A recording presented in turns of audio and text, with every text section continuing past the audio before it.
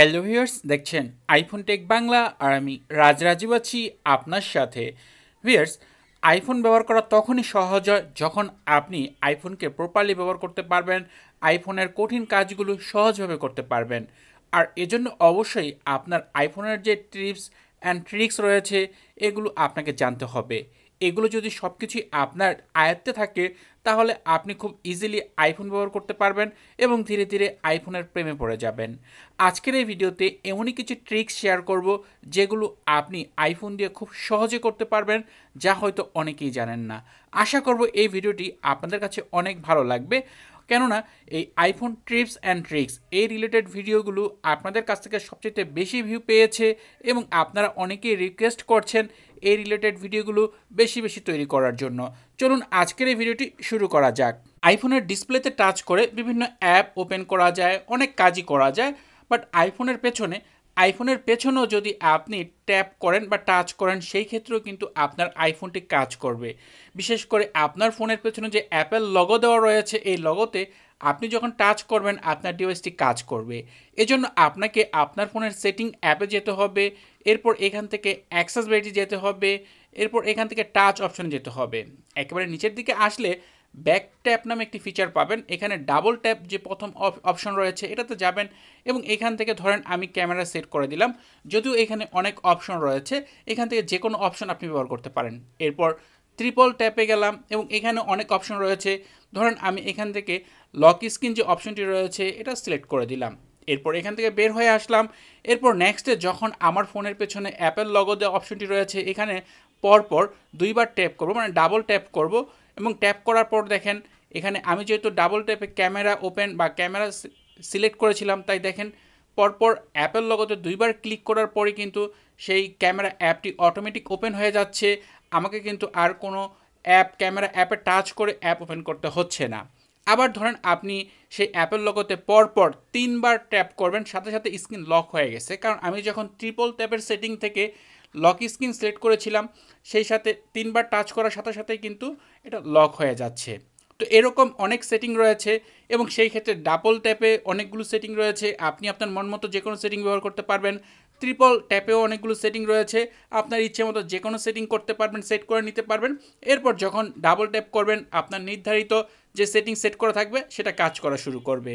এরপরে যে সেটিংটি নিয়ে আলোচনা করব এটা খুবই গুরুত্বপূর্ণ একটি সেটিং, বিশেষ করে যখন আমরা আমাদের প্রয়োজনে কন্ট্রোল সেন্টার যখন তখন ওপেন করে থাকি, বাট এমন সময় হয় যেই ক্ষেত্রে আপনার ফোনটি হয়তো হারিয়ে যেতে পারে। যেমন লক স্ক্রিন করা অবস্থায় যেই মুহূর্তে কিন্তু আমার ফোন লক করা অবস্থায় কিন্তু আমি কন্ট্রোল সেন্টার ওপেন করতে পারলাম, এই মুহূর্তে যদি আমার ফোনটি হারিয়ে যায় সেই ক্ষেত্রে কিন্তু চোর চাইলে ইচ্ছে করে এখান থেকে এরোপ্লেন মোডে দিতে পারবে, তাহলে আমার সিমটি অফ হয়ে যাবে।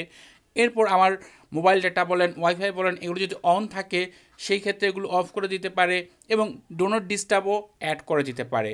এরপর আমি কিন্তু আর ফোনটি খুঁজে পাবো না যতক্ষণ পর্যন্ত পুলিশের হেল্প না নিব।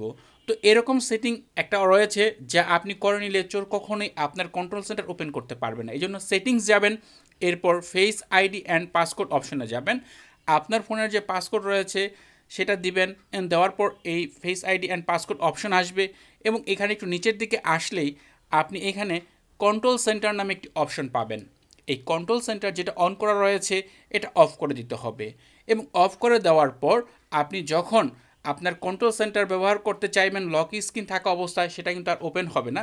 ধরুন এই মুহূর্তে আমার ফোনটি কিন্তু লক এবং আপনি উপরের দিকে লক স্ক্রিনে তাকিয়ে দেখেন এই ফোনটি এই মুহূর্তে লক হয়ে গেছে এবং লক অবস্থায় কিন্তু এখন যদি আমি কন্ট্রোল সেন্টার ওপেন করতে চাই এটা কিন্তু আর পসিবল না। তো এই মুহূর্তে ফোনটি চুরি হলেও কিন্তু চোর আমার কন্ট্রোল সেন্টারে অ্যাক্সেস করতে পারবে না এবং সেই ক্ষেত্রে আমার ফোনটিতে আপনার অফলাইন বা মোবাইল ডাটা এগুলো কিছুই অফ করতে পারবেন না। তো এটা খুবই গুরুত্বপূর্ণ একটি সেটিং। আশা করি এখন থেকে এই মুহূর্তেই আপনি এই সেটিংটি আপনার ফোনে চেঞ্জ করে নেবেন। সাধারণত আমরা বিভিন্ন ধরনের এইচডি ওয়ালপেপার ডাউনলোড করে থাকি, এজন্য নর্মালি আমরা যেহেতু আইফোনে সাফারি ব্রাউজার ব্যবহার করি, এরপর google.com গিয়ে হয়তো বা আমরা এইচডি ওয়ালপেপার লিখে সার্চ করি এবং সার্চ করার পর যে ওয়ালপেপারের লিস্ট আসে এখান থেকে হয়তো আমরা একটা একটা করে ওয়ালপেপার ডাউনলোড করি। বাট এই কাজটা আপনি খুব সহজে করতে পারেন। যে কোনো একটি ওয়ালপেপার পছন্দ হওয়ার পর সেটাতে প্রেস করে ধরে ড্র্যাগ অ্যান্ড ড্রপ ফিচারের মাধ্যমে সেটাকে নিয়ে আসবেন। এরপর নেক্সটে আপনার যে সকল ওয়ালপেপার আপনার পছন্দ হয় জাস্ট একটা করে টাচ করবেন এবং টাচ করার পরপরই এগুলো একসাথে এগুলো মার্ক হয়ে যাবে। এরপর আপনি ইচ্ছে করলে এগুলোকে একসাথে সেভ করে ফেলতে পারবেন। আপনাকে এখান থেকে আর কিছুই করতে হবে না, জাস্ট এখান থেকে আপনি সেই অ্যাপটি ক্লোজ করে বের হয়ে আসবেন। এরপর আপনার ফটোস অ্যাপে চলে যাবেন। এরপর এখানে গিয়ে এগুলো ছেড়ে দিবেন, সাথে সাথে দেখতে পারবেন আপনার ফটোস অ্যালবামে সেই ওয়ালপেপার বলেন বা যে কোনো পিকচারই বলেন যে আপনি ডাউনলোড করতে চান এগুলো ডাউনলোড হয়ে গেছে এবং আপনার ফটোস অ্যালবামে সেগুলো সেভ হয়ে গেছে। আমরা ক্যামেরা ব্যবহার করে বেশিরভাগ সময় কিন্তু যে ছবি ক্যাপচার করাকালীন অনেকেই হয়তো লাইভ ফটো নিয়ে থাকেন এবং লাইভ ফটো নেওয়ার পর আপনি যদি চান সেই ছবিটাকে আপনি ভিডিওতে রূপান্তরিত করবেন সেটা খুব সহজেই করতে পারেন। এজন্য ফটোস অ্যালবামে গেলে আপনার যে লাইভ ফটো রয়েছে সেটা যেমন এরকম কিন্তু অ্যানিমেশন হয় এবং অ্যানিমেশন হওয়া বা লাইভ ফটো ছবিটাকে আপনি ভিডিওতে রূপান্তরিত করতে চাইলে সেই উপর দিকে 3 ডট অপশনে ক্লিক করবেন। এরপর এখানে দেখেন সেভ অ্যাজ ভিডিও নামে একটি অপশন রয়েছে, এখানে ক্লিক করে দিবেন। সাথে সাথে সেই যে লাইভ ইমেজটা এটা ভিডিও আকারে সেভ হয়ে যাবে, আলাদা করে একটি ফাইল হবে এবং দেখেন এখানে এটা 3 সেকেন্ডের একটি ভিডিও এখানে চলে আসলো। আপনার যে কোনো লাইভ ফটোকে আপনি 3 সেকেন্ডের একটি ভিডিও হিসেবে সেভ করতে পারবেন। এরপর যদি অনেকগুলো লাইভ ছবি হয় সেগুলোকে একত্র করে আপনি বড় একটি ভিডিওতে তৈরি করে নিতে পারেন। আমরা আইফোনে অনেকেই বিভিন্ন ধরনের অ্যাপ হাইড করতে চাই। অ্যাপ হাইড করার সবচেয়ে সহজ পদ্ধতি হচ্ছে জাস্ট আপনি আপনার যে স্ক্রিন রয়েছে এখানে প্রেস করবেন, এডিট অপশন আসলে এখানে যে ডট ডট রয়েছে এখানে ক্লিক করে দিবেন। ক্লিক করলে আপনার যে সকল পেজ রয়েছে আপনার যে হোম পেজগুলো রয়েছে অ্যাপের এগুলো এখানে শো হবে। এখান থেকে যে কোনো একটিতে আপনি যদি আনমার্ক করে দেন সেটা হাইড হয়ে যাবে। দেখেন এখানে আমি কিন্তু লাস্টের পেজটা হাইড করলাম যেখানে 3টা অ্যাপ ছিল। দেখেন সেই অ্যাপের পেজ যেটা সেটা কিন্তু নাই। এখন সেই অ্যাপগুলো কিন্তু কেউ খুঁজে পাবে না। এখন আমি যদি আবার সেগুলো আনতে চাই সেই ক্ষেত্রে আবারও সেই সেমভাবে যেতে হবে। এরপর এখানে টিক মার্কটা ক্লিক করে দিলেই কিন্তু আবার দেখেন সেই অ্যাপগুলো কিন্তু চলে আসছে। এই লাস্টের 3টা অ্যাপ কিন্তু এতক্ষণ ছিল না, এগুলো হাইড করা ছিল। এভাবে চাইলে আপনি আপনার যে সকল অ্যাপ হাইড করতে চান সেগুলোকে নির্দিষ্ট একটি পেজে নিয়ে আসবেন এবং পেজে আনার পর সেই পেজটাকে আপনি হাইড করে দিবেন। যখন প্রয়োজন পড়বে হাইড করবেন, যখন প্রয়োজন হবে আবার আনহাইড করবেন। এভাবে আপনি আপনার যে অ্যাপগুলো রয়েছে যেগুলো আপনি কারোর সাথে শেয়ার করতে চান না সেগুলো এভাবে লক করে ব্যবহার করতে পারবেন। অনেক আইফোন ইউজার রয়েছেন যাদের টেক্সট ছোট থাকলে দেখতে সমস্যা হয় বা বুঝতে সমস্যা হয়। এজন্য আপনার ফোনের সেটিংস থেকে ডিসপ্লে অ্যান্ড ব্রাইটনেস অপশনে আসবেন। এখানে টেক্সট সাইজ নামে একটি অপশন রয়েছে এবং নিচের দিকে দেখবেন এখানে একটি অপশন রয়েছে এখানে আপনার টেক্সট বড় ছোট করার। একেবারে বড়টাতে ক্লিক করে দিলে আপনার টেক্সটগুলো বড় হয়ে যাবে এবং বাম দিকে নিচে থাকলে টেক্সটগুলো ছোট হয়ে যাবে। আপনার চোখে আপনার কেমন সাইজ আপনার মনে হয় যে ভালো দেখাবে সেই সাইজটা আপনি এখান থেকে সিলেক্ট করে দিবেন। কারণ অনেকেই রয়েছেন যারা একটু ওল্ড ম্যান যাদের চোখের সমস্যা রয়েছে বা অনেক বাচ্চা মানুষ রয়েছেন যাদের চোখের সমস্যা রয়েছে, দূরের জিনিস বা কাছের জিনিস স্পষ্ট এরকম অনেক সমস্যা রয়েছে, তাদের জন্য এই ফিচারটা অনেক ইউজফুল হতে পারে।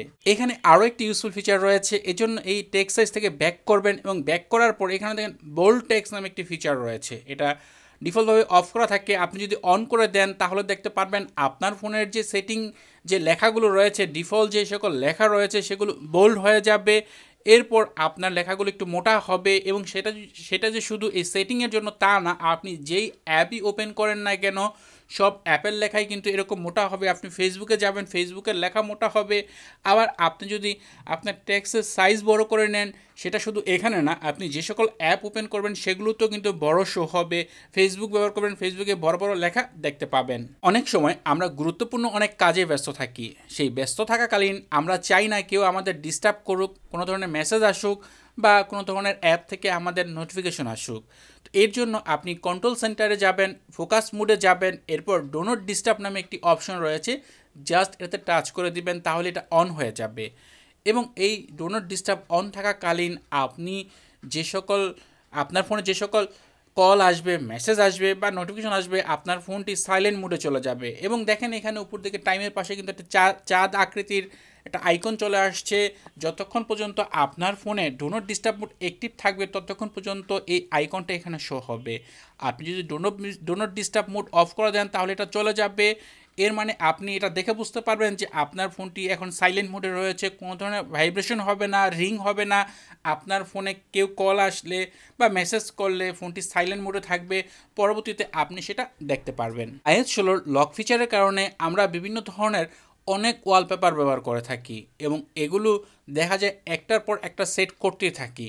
বাট আপনি যদি চান এখান থেকে যে ওয়ালপেপারগুলো রয়েছে এগুলো ডিলিট করবেন, জাস্ট ডিলিট করার জন্য উপর দিকে সোয়াইপ করবেন, তাহলে ডিলিট অপশন পাবেন। এখান থেকে ডিলিটে ক্লিক করে দেবেন, কনফার্ম ডিলিটে ক্লিক করে দিলে আপনার সেই ওয়ালপেপারটি ডিলিট হয়ে যাবে। জাস্ট উপর দিকে সোয়াইপ করলেই আপনি ডিলিট অপশনটি পেয়ে যাবেন। কারণ এখানে আপনি যত ওয়ালপেপারই সেট করেন না কেন এটা আনলিমিটেডভাবে এখানে সেভ হতে থাকবে, একটার পর একটা কিন্তু আর ডিলিট হবে না, আপনাকে কিন্তু এটা ম্যানুয়ালভাবে ডিলিট করতে হবে। তো এই ছিল আজকের ভিডিও। আশা করব আজকের ভিডিওতে শেয়ার করা আইফোনের এই সেটিং বলেন বা টিপস বলেন বা ট্রিক্স বলেন এগুলো আপনাদের জন্য অনেক ইউজফুল হবে। যদি এই ভিডিওটি আপনার কাছে ভালো লাগে, ইউজফুল মনে হয়, তাহলে অবশ্যই ভিডিওতে লাইক দিবেন, কমেন্ট করবেন। চ্যানেলটি সাবস্ক্রাইব না করা থাকলে নিয়মিত আইফোন রিলেটেড ভিডিও দেখার জন্য চ্যানেলটি সাবস্ক্রাইব করে নেবেন। এছাড়া আপনার পরিচিত বন্ধুদের সাথে আমার এই চ্যানেলটি শেয়ার করবেন। কথা হবে পরের ভিডিওতে। সে পর্যন্ত ভালো থাকুন, সুস্থ থাকুন। আল্লাহ হাফেজ।